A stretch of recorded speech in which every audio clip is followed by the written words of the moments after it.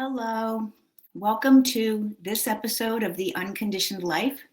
This is Linda Downey, transformational health and spiritual coach, and I work with women who are interested in leaving stress and overwhelm, pain from their past behind to reinvent themselves and to reinvent a life that they love and that they love living. And it takes unconditioning from the past in order to do that. So that's where the name of this podcast comes from. And this is streaming in multiple places. So please say hello. Tell me where you're from, if you're tuning in live or if you're catching the replay later. And I may not see it in the moment because this is streaming in multiple places. So if I don't catch your comment or your hello, I will definitely go back afterwards and make sure that I answer. Okay. So today's conversation is all about the mother wound. And I don't know if you've ever heard that term before, if that's a brand new thing, what your thoughts are about it. But let's talk about it a bit. And you can look to see. So I titled this, "Do you have a mother wound?" And pretty much I'm going to say we all do. Okay. It seems to be just part of the human experience. And this isn't about bashing anybody's mother or anything like that. It's just looking and acknowledging and being willing to step into what it would take to heal some wounding that we all have. So the mother wound, and boys will also have a mother wound, although I primarily work with girls. But boys will have it too, because every child is developed and grown within the body of the mother. So that's there is no other connection like that. If a child is grown from a single cell to a full baby within their mother's body, then all of the emotions of the mother, all of the any stress the mother is feeling, any of that is going to be part of that baby's development. And I'm just going to share things about myself as we go through the conversation. But so right away, whether you're a boy or a girl, there's a primal connection because you were grown and developed in your mother's body. And so things that your mother had to deal with during the pregnancy, or just things that she held in her life, and things that all women hold in their life. So there's a collective generational mother wound as well. But those things very much impact the child just because they're grown in the body. And then also because typically in most societal norms, the mother is the one raising the child. So there's a connection, not raising alone usually, but doing most of the immediate nurturing and caring for most of the 24 hours a day time period. So there's that impact, right? So this is not about negating dads and dad's role. Dads are absolutely super, super important. But the mother wound, the mother connection is really primal in a very deep level. And so let me first talk about the generational or the collective wound. And when we say mother wound, we're referring to the connection and the wounding that comes from the mother, but I want you to also think of it this way. It is the mother of all wounds. So human beings, part of growing and going through the human experience is to be wounded and is to have certain pain that we hold as an opportunity to heal from. And the mother wound is the mother of all wounds, because a lot of that wounding that we get from that relationship is where we disconnect from ourselves. So I'll explain a little bit more about that, but please say hello if you're coming on and where you're from. I would just love to know who's listening in. Hi, Victoria. Oh, good. Hi. Thanks for hopping on. So the mother wound, as I said, can be generational or it can be unique, to just you and your mom. But let's talk about the generational one. So most cultures, we live in a culture that has historically been very patriarchal. Hi, Susie. Thanks for saying hi. Iowa. Okay, awesome.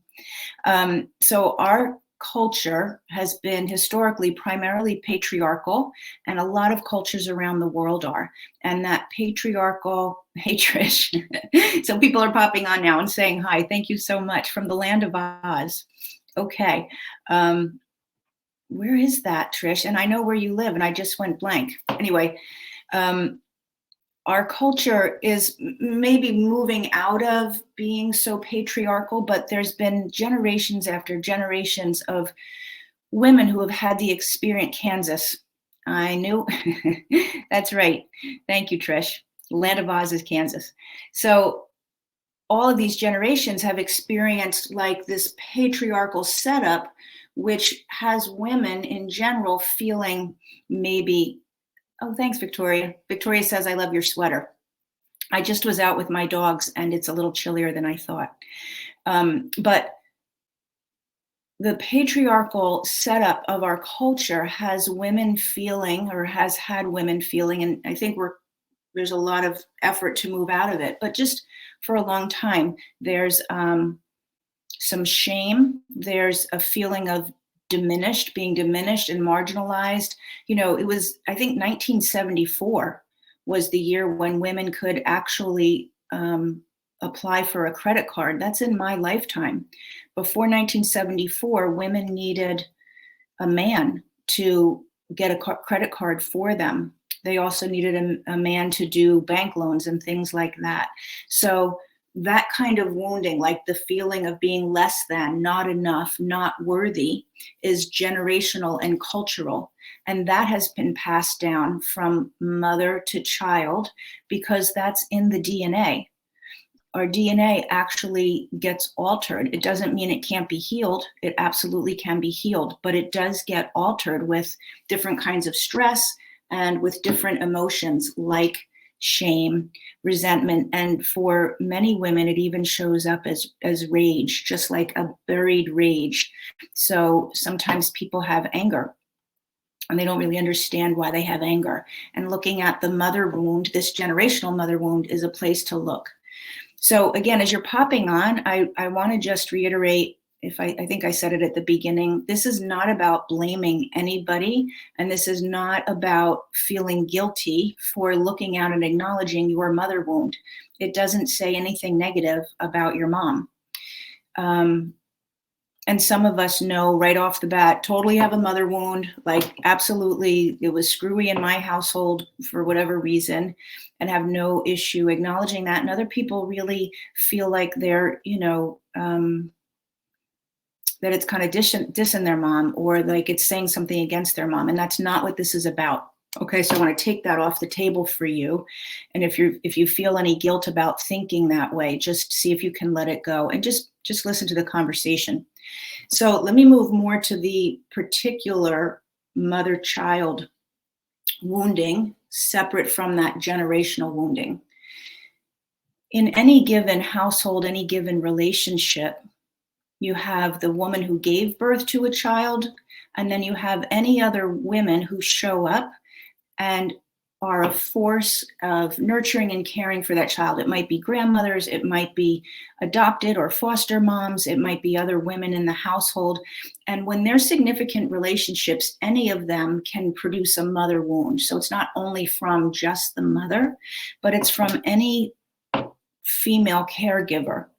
And again, because we are grown and developed in the womb of women, children are very, very in tune from birth until at least 7 years old, completely in tune with especially the mother's emotions. So children, even as infants, if you hear people say, oh, they're so little, they don't really understand what's going on, that is not the case.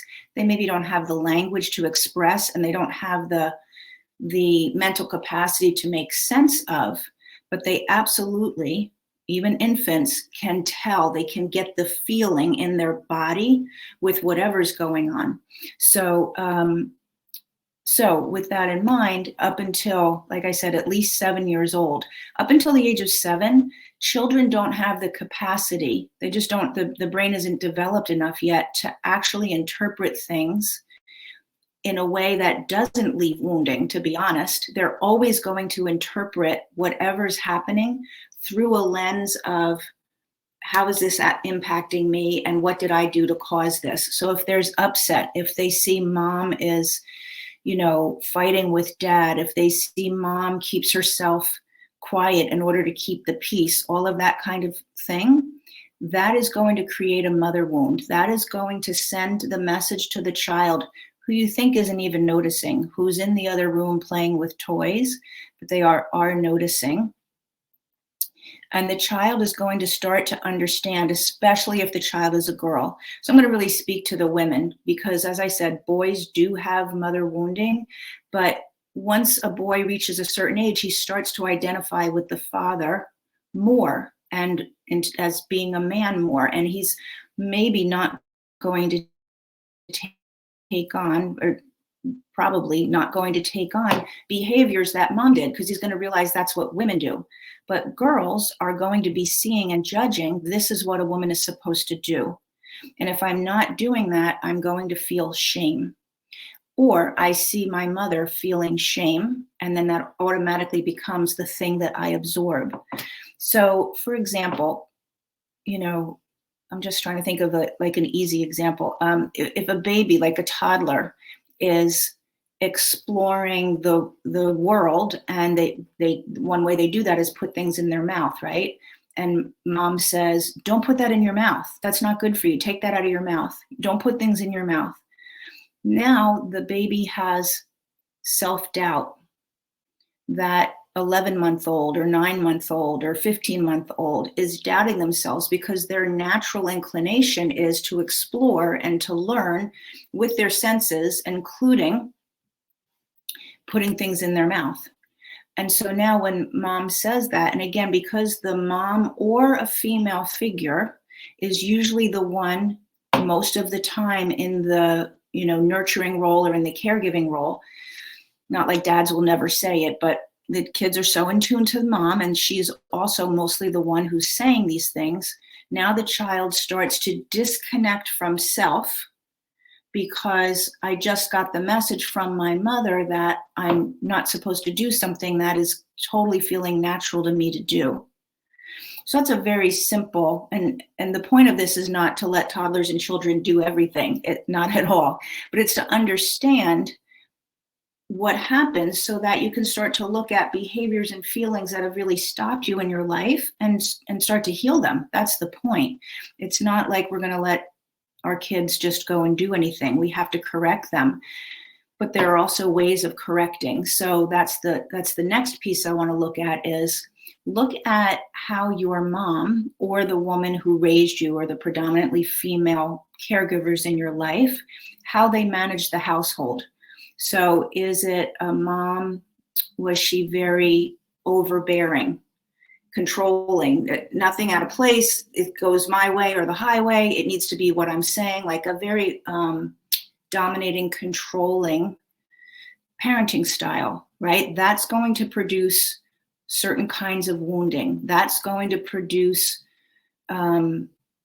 girls who decide they have to hyperly control. That's what she does. And also doubt themselves. Another parenting style could be a mom who's always saying, shh, your father's tired. Don't bother him. Shh, just go and be quiet, because I said so. You're not, just go and be quiet. When you're older, when you grow up, then you can do it differently. Things like that. So there's a lot of shame there. Like, what you have to say is not important. Keep your mouth shut. So again, the way that the child is going to grow and develop will be in response to coping to those kinds of messages. So that's what the mother wound really is. There's other ways, other parenting styles and other kinds of wounding, but I just wanted to give you a couple so that you could start to look and see. And what you want to do, I do work with this with my clients in healing the mother wound, especially for women who have been in relationships that have not worked out, divorced twice. Like, what is that? So relationships that keep not working out, or in life situations where they're always working really hard, like just really working hard. It's called hustling for love. Just always hustling for some sort of acknowledgement, hustling for love, because what you learned from your mother by watching her do that, learning that's what I need to do in order to get love. I need to hover around the table and pour everybody's drink as soon as their glass is empty. And I need to hop up and take care of things for everyone. That's called hustling for love. We also hustle for significance, to feel that we are important. So, and if the culture in the household was women are not important, now it's a match to the bigger culture, the generational patriarchal culture. And if it's there in the house as well, it's like a double whammy, right? So significance and importance, you end up hustling the rest of your life for love, for significance, and to feel secure. That's the third one. How do I feel secure? Do I feel secure in this house? What is it that a girl needs to do in order to feel secure, since we're talking to the women? And she's going to look to her mom to figure that out. She's going to look and see, what does mom do? And then do one of two things: either emulate it and do it exactly the same, or do the exact opposite. Like actually see, oh my God, my mother's never happy. My mother is always exhausted, or she's always angry. I'm going to be the opposite of her. And so then they create a coping way of being that's exactly the opposite. It's still not necessarily true and authentic to themselves. And that's the point. That's the point. With the mother wound, you lose self. The wounding is in the loss of self. And that's where we need to heal, so that you return to self. Because maybe it's not about being the opposite. Maybe there's a place in the middle where the pendulum needs to land that is authentic to you. But if you're automatically like in response, like just responding, reacting as a result of the way you learn to cope, you don't even have an opportunity to get that pendulum to land. So, you know, things that happen if you're in a household, again, alcoholism or any kind of addiction is going to bring up tons of wounding. But you might look at, let's just say dad was an alcoholic and mom is covering it up. So she's sort of making it okay, not wanting the rest of the family to know, at least for as long as that goes on, etc. Things like that. So there's shame again. We have to hide from other people what's really going on. So there's an inherent shame. Anytime we experience shame, we are disconnecting from ourselves. Anytime. And this is not necessarily about mother wounds, but just a comment about shame is when you actually expose and say out loud the thing that you're ashamed of, it disappears. It really does. The shame can only thrive in the hiding of it. So when you're like with a girlfriend and you finally say the thing that's been on your mind that you're so afraid everybody will find out, and you finally speak it out loud to someone, or to your therapist, or to your husband, or to wherever, the thing that you have spent so much time and energy hiding, all of a sudden it's like out in the open, and the shame can't live anymore. It starts to be easier and easier to talk about. So that's a side note about shame. But so back to the mother wound. So whether she was covering up for behaviors, addictions, alcoholism for dad, or if she has those herself. If she has those herself, she's wounded. Addiction is a way of dealing with wounding. That's really what it is. It's not like a disease. Like for many years it was, oh, alcoholism is a disease. It's a way of dealing and coping when you're wounded and don't have any other tools. It's a numbing out. It's really no different than anything else you might do. Food, Netflix, all of that. Okay. So if mom is the one who has the addiction issues or the alcoholism, then she's can't cope with her own wounding, is really what's happening. So when we go to heal the wounding, there's some things that, there's steps that we go through, but there's first acknowledging. And like I said, it's not about, I've definitely have had clients who will say, oh yeah, blah, blah, blah with my mom, and then go, but I don't want to speak bad about my mom. This isn't about speaking bad about anybody. It's about recognizing and understanding and stopping the pattern. And so when we heal stuff, some of the ways that I try to bring healing to my clients is a spiritual way, right? I said at the beginning, I'm a transformation coach and a spiritual coach.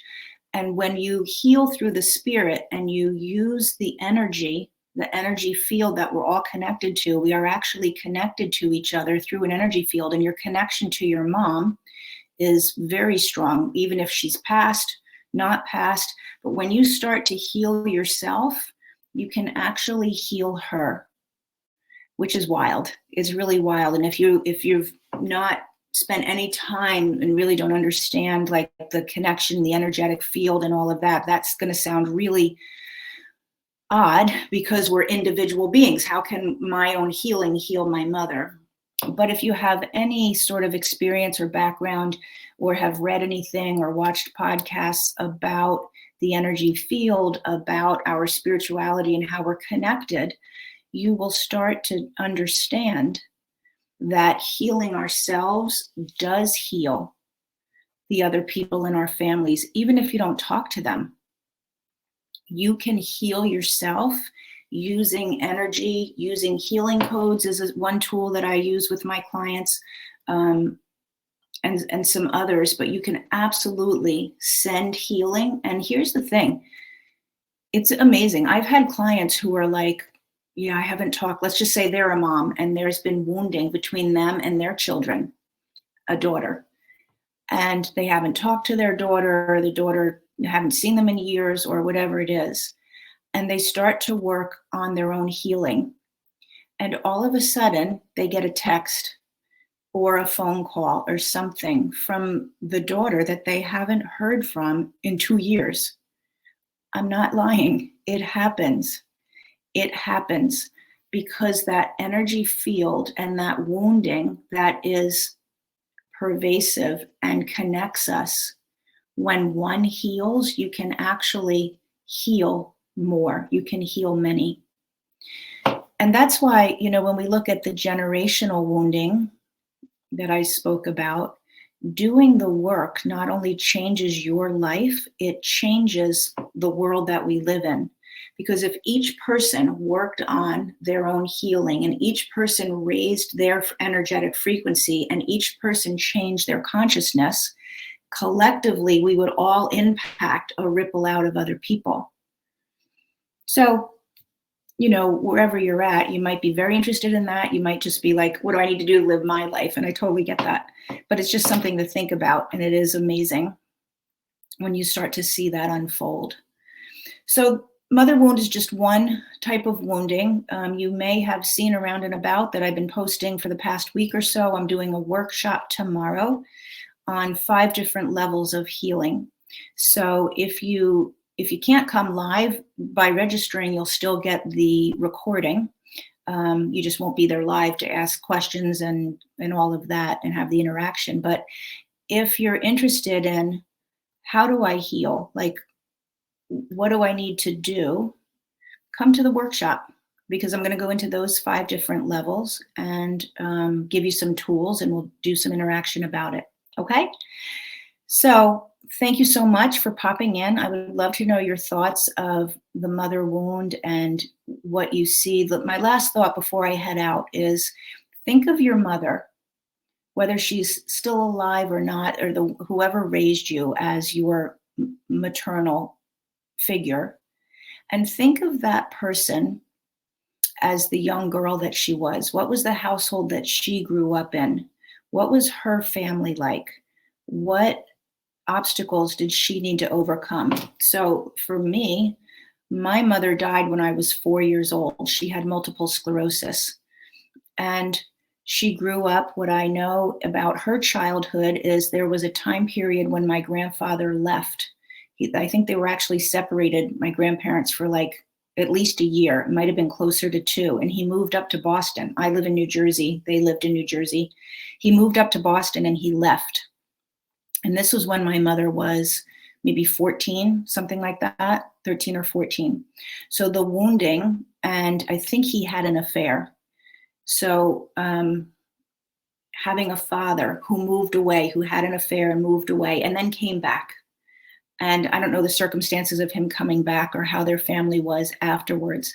But my mother got multiple sclerosis when she was 19 years old. She was diagnosed. She died when she was, I think, 32, and I was 4. I'm the second child she had. I have a sister who's 4 years older than me.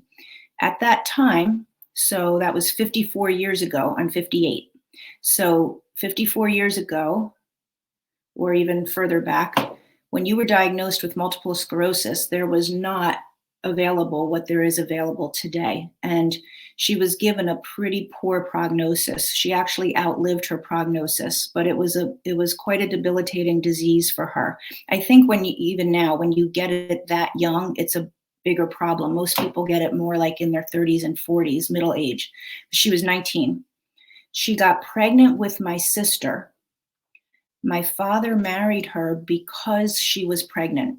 So now she's got whatever happened in her childhood, right?